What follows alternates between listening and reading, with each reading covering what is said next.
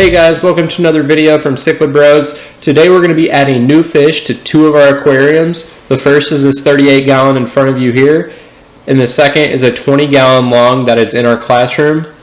We have had issues in both tanks of fish continuously hiding, so we're adding dither fish to both of these tanks. Dither fish are typically schools of high activity fish that you add to the aquarium and it brings the rest of your fish out and about.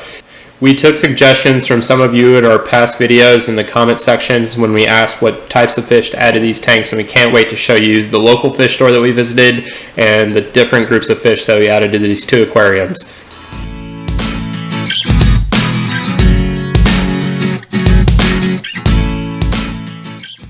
Okay guys, so we're going to start off with some footage from our local fish store that we went to buy these new fish. Starting off with some of their saltwater tanks, which are just beautiful. They have this huge acrylic tank that actually overlooks or overhangs this pond right here. There was a shark in this pond before, but now they have it stocked with some lobsters, some really big triggerfish. There's a huge barracuda in this tank that hides under that overhang in the back right. It's about 4 feet long and it's just beautiful. The saltwater setups in this aquarium are just beautiful, and they really do make me want to get a saltwater tank, even though I'm primarily freshwater. Here they have an awesome lionfish and an eel and some other beautiful fish. Overall, this place is one of my favorite go-tos just because they quarantine all their fish and they're really upfront about their process. Although I would still recommend quarantining them once you buy them yourself, this place makes it a much safer bet that you're getting healthy fish for the long term. So here's just some more of the marine setup. Just so many tanks and they're all beautiful. I don't know the names of all these different fish since saltwater is not really my area of expertise, but just wanted to show you some of my favorites. The selection and variety of this place is just incredible, and I just wanted to show you some of my favorite saltwater tanks before going into the freshwater section. The first tank for the freshwater section does have some Jirupari, which is probably my favorite fish. They have three pretty big Jiruparis here. I'll put a card in the upper right hand corner so you can see the Jirupari I currently have and a care guide on it. They also have a clown knife, a leaf fish, a pretty big pleco, and an awesome frontosa. This is a beautiful angel tank that's really tall and actually has plants that grow up out of the top of the tank and goes throughout the whole ceiling of the place, which is really cool to see. They're just really beautiful angels. The next tank here is a discus tank. There's three really healthy and beautiful looking discus. I'll just zoom in here.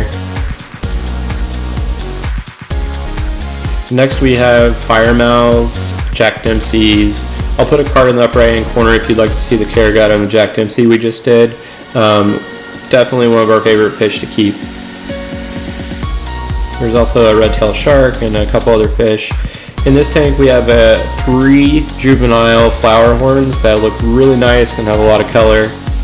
Just another staple in the industry that we just love.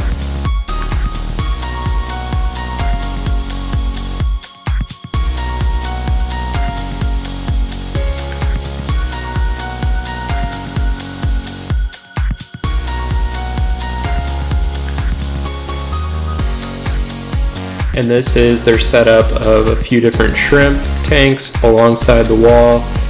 Some really cool looking shrimp in each of these different tanks. And next I'll show you the tank that we actually bought fish from. So here we have a lot of different Harlequin Rasboras and an electric blue ram.